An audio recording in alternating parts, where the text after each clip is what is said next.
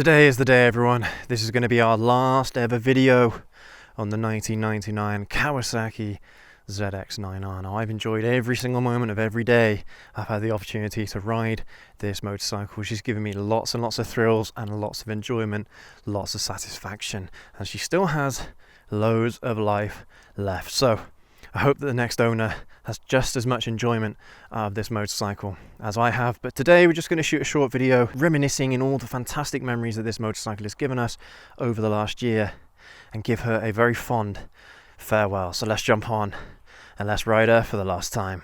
Yeah, everyone, a bittersweet moment today, I think. Honestly, this has been such a good bike to me. No issues whatsoever apart from, well, what the MOT had picked up, but they're all sorted. She's all nice and healthy, and I'm gonna miss this bike, man. I really am. This is the last day I'm gonna be able to ride this bike. The insurance runs out today. This is the last day, the last opportunity that I'm gonna have to ride this motorcycle. She's done good, I think, for what we wanted on the channel. She's done very, very well, and she's actually exceeded all expectations, which, I mean, it shouldn't really be all that surprising. This is a Kawasaki bike after all, but even, you know, this is still an old bike. So I was expecting her to give me lots of problems. I was expecting a lot of fights whilst owning this bike. And bearing in mind, you know, this is only a year that I've had this bike for, and I know that quite a bit of money has been spent on this motorcycle from the previous owner, but she still has plenty of life down here, man. She's got loads left in her, and I truly think that the next owner of this bike is going to enjoy it. I mean, if not as much as I have, maybe even more than I have. She's been absolutely fantastic. What a bike the ZX-9R has been over the last year. So, I mean, as much as I've loved this motorcycle, you know, I have looked after her as best as I can. Well, that's good. Load of gravel everywhere. Have looked after this bike as best as I can, done the oil changes, you know, really took care of her, but she has been through the ringer with us a little bit, and by the time this video comes out, this bike should have already sold.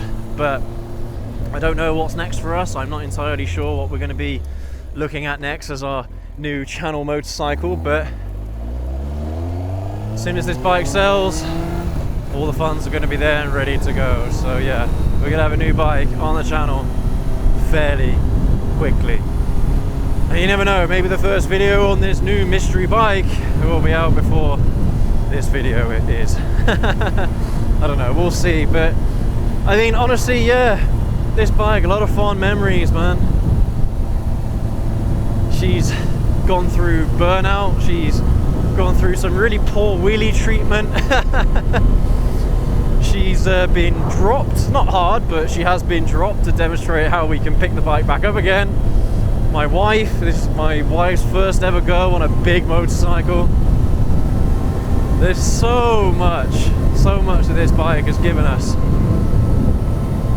And I can't thank this bike enough for it, man. And I honestly think these bikes are going for way too cheap. When you consider that 99 and 954 Fireblades are going for well over £2,000 at the moment, this bike should be going for that much as well, but it's not.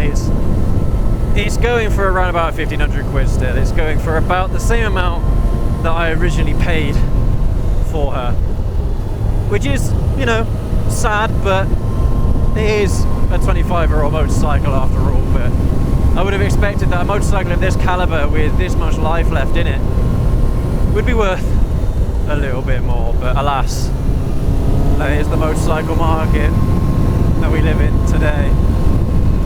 And you never know, these bikes might start going up in value in the near future, you know, because examples of these bikes are slowly diminishing, and if the next owner and the owner after that looks after this bike and looks after it well, maybe gets a load of new fairing. This bike desperately needs fairing. It needs the fuel tank probably as well to get resprayed. Maybe this bike will look like brand new off the factory line. This bike will come up looking very, very nice if someone is so inclined, and if the market picks up for these kinds of motorcycles. But there are a lot of bikes out there of this kind of age, this kind of era, that are selling for quite cheap. But this is probably one of the cheapest, if not the cheapest super sports you can currently buy on the market. And I've always maintained that this bike is more powerful than a 600, faster than a 600, and will easily keep up with the likes of modern day 1000cc super sports as well. So it's not like, I don't know, the performance of this bike is worlds apart of what we have today. It really isn't. This is on par in a lot of ways, and I don't know, maybe if the next owner or the owner after that decide to transform this bike into a track day toy, an exclusive track bike, again, I think they're going to do very, very well with it. Considering how light it is, man. I mean, just over 200 kilograms wet. Nothing, absolutely nothing to this bike. And the fact that it is surprisingly comfy as well, despite the fact that you have got high foot pegs, you are leaning over the handlebars a little bit. It's not that extreme, you know, it's not that crazy. So it wouldn't surprise me if people took a bike like this on touring rides. Honestly, it could do it.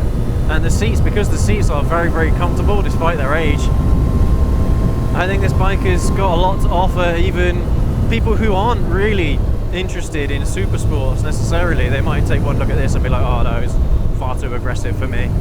But you'd be surprised. And the way how these handlebars are set up, you may even be able to get handlebar risers as well and stick them on there fairly easily and cheaply without having to adjust anything.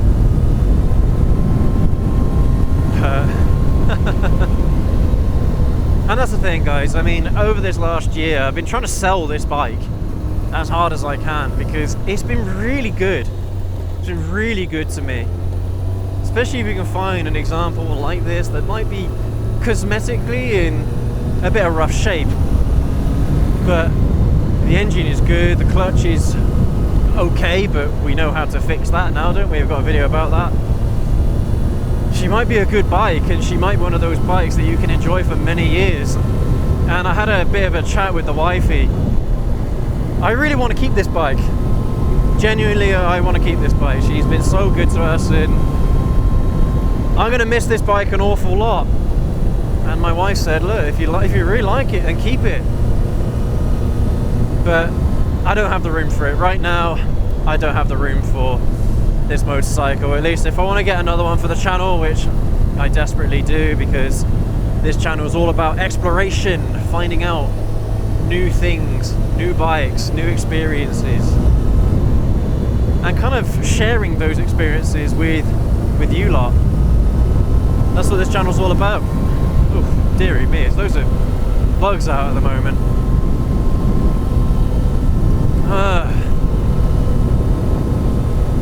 Yeah, that's what this channel's all about.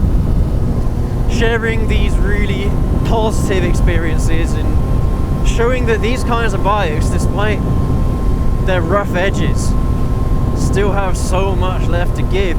And this is one of the things actually that I've only just realized now, especially because we've been riding a load of new bikes recently, we've been doing loads of reviews on bikes. This engine is incredibly smooth. There's not a lot of vibrations coming through anywhere. Just goes to show that these engines, man, the Kawasaki knew what they were doing back then. I mean, arguably they still do to this day, but they knew what they were doing. Like, they haven't got all the power all in the last 3,000 or 4,000 RPM of the rev range. You haven't got any electronic gizmos getting in the way, but then again, you don't really need them. Things like wheelie control on this bike, I mean, isn't really all that necessary. Even in first gear, 100% throttle, the wheel only comes up a little bit. It only floats up ever so slightly. You don't need wheelie control on a bike like this. But, I mean, if you want to pop some wheelies, well, this bike will be more than happy to oblige. And I mean, I'm not very good at wheelies myself, but this bike will do them. Yeah, very good, very good. A lot of fun, man. Teeny tiny wheelies, and you know, I have been practicing a little bit, but I'm still not that good. We'll get there one day, guys. We'll get there one day. But this bike is the whole package, man. It's got torque right where you need it, right where you want it, especially for street riding. You haven't got to rev the bike out to get anywhere near close to the full power this bike is capable of. It's 143 brake horsepower, 143 horsepower at the crank, should I say. You get that power all on tap.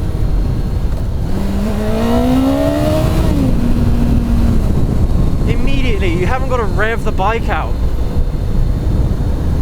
to get some serious horsepower out of this. You get power right from the get-go. And unfortunately, modern day super sports, they don't have that. You really have got to be doing about 60 or 70 mile an hour in first gear before you even get to the power band, before you even start experiencing the full power that the bike is capable of. This is a better engine for street riding. This is a better experience of street riding than any modern day super sport. Not to mention that the ergonomics are arguably better as well. Just incredible. What an awesome bike, and a very versatile bike as well. It will do pretty much anything that you throw at it, and even fuel economy has been pretty good as well. Even if you ride this bike and enjoy it, so we say, you enjoy the bike. You know, give yourself a little bit of fun, have a little bit of fun with the bike. You're still going to get pretty decent fuel economy. Especially now that the air filter's been changed and all that good stuff. She's really good, man. Really good indeed.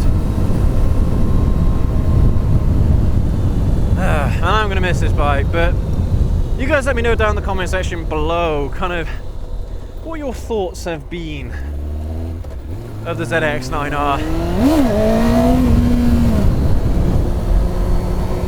And whether or not you think it's worth me actually buying another one in future.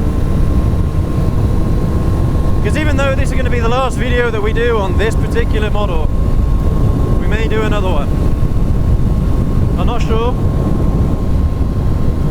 But we may do another one. We may buy another one at some point. We'll have to wait and see, everyone. But absolutely gorgeous, man. And quite underrated in a lot of ways. Truly an underrated experience. No modern techie gizmos that you got to worry about. Carbureted. You take this to a mechanic, they absolutely love working on these kinds of bikes because they're so simple and straightforward. No ECUs or nothing like that to tinker with or worry about. And everything is really easily accessible as well. All the videos that we've done working on this bike, it's been a surprisingly a good experience for me working on this bike, just as a kind of a hobbyist more than anything else. I'm not a mechanic, as I've said many times, but I'm getting there, I'm learning. And every time we get a new bike and every time I start working on that bike, I learn a lot more about it, and I learn a lot more about the mechanical side of motorcycles and how you can actually enjoy the experience as well when you're doing it yourself. The thing is, when you learn how to do things like oil changes yourself, you need minimal equipment, and it's surprisingly easy to do, and it's the same process pretty much on any bike. So once you get used to it, you can really start looking after these motorcycles. You don't have to be an expert mechanic to do things like oil changes, and one of the things that you really should learn how to do yourselves are oil changes, and these bikes will last forever. What a bike. Loved every second I've been riding this bike. And you know, this has been arguably my favorite bike at the moment. I think right now I've been really enjoying my ZH2, so I've got to say that that is probably my favorite bike right now that we've got on the channel. But this is second, definitely, because it's a trooper and it rides just as good as it ever did.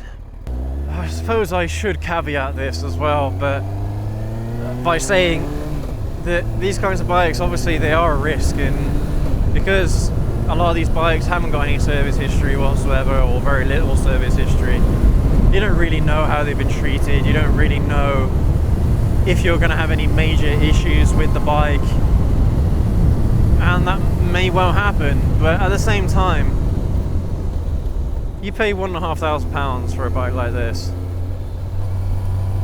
and then keep, I don't know, maybe 500 quid in reserve, maybe £1,000 in reserve for those major fixes that you've got to do on the bike. That'll be enough, and that will cover everything. That will cover servicing, tyres, maintenance, parts, labour. That will cover absolutely everything. If you have £1,000 just stashed away, that'll be enough, and you may not even need it either, especially when it comes to the engines on these things. These things are absolutely bulletproof, and unless they're not serviced, if they haven't had their oil changes done, if they haven't, I don't know, if they've been overheated, for example,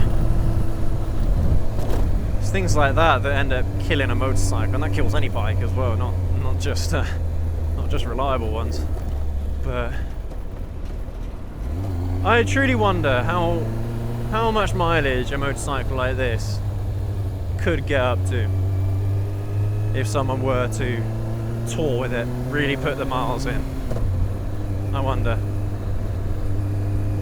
I bet it'll go a long way, man. I bet this bike has got at least another 15,000 miles left in it, at least. It's currently on 36,380.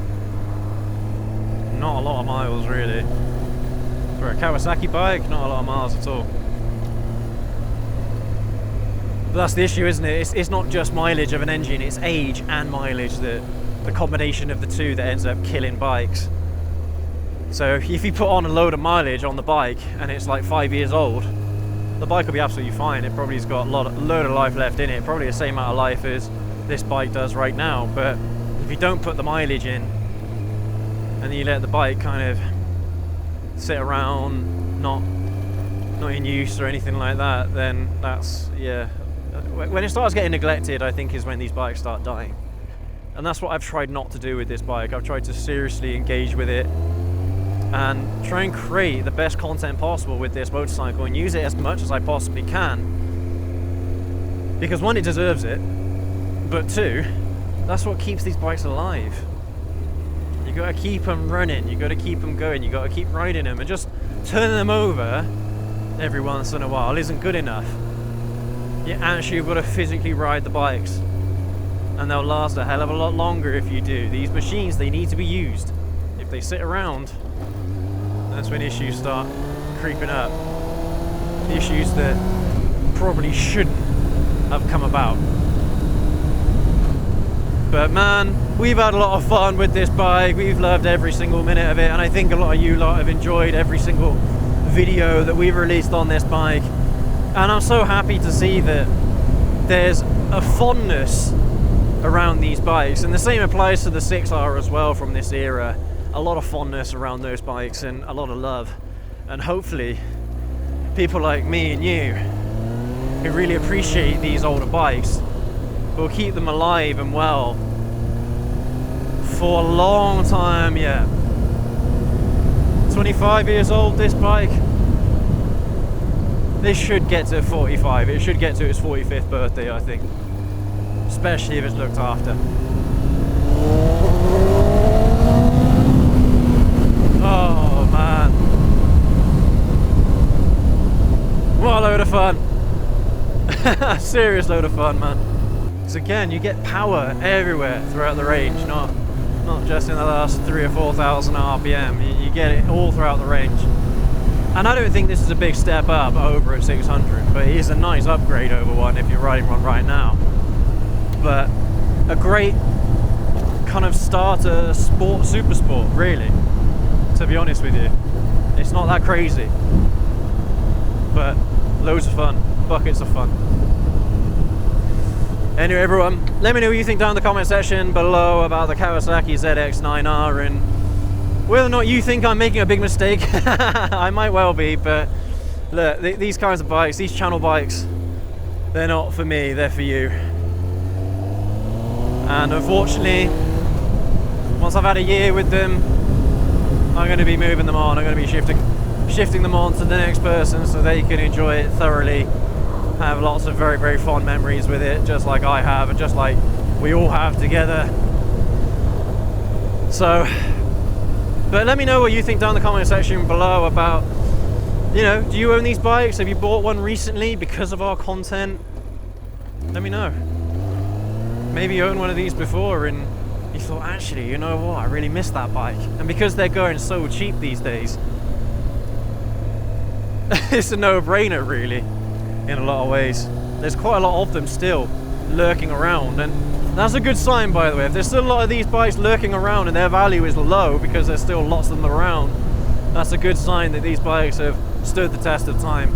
But as always, everyone, go ahead, leave that like, hit that subscribe button if you're new. It really helps us out and it gives us more opportunities to take out new and old motorcycles for you guys to deliver the content that motorcyclists deserve. So please go ahead and do that. We really appreciate it. And as always, thank you ever so much for joining me on today's ride. Have a good one. Take care. Ride safe.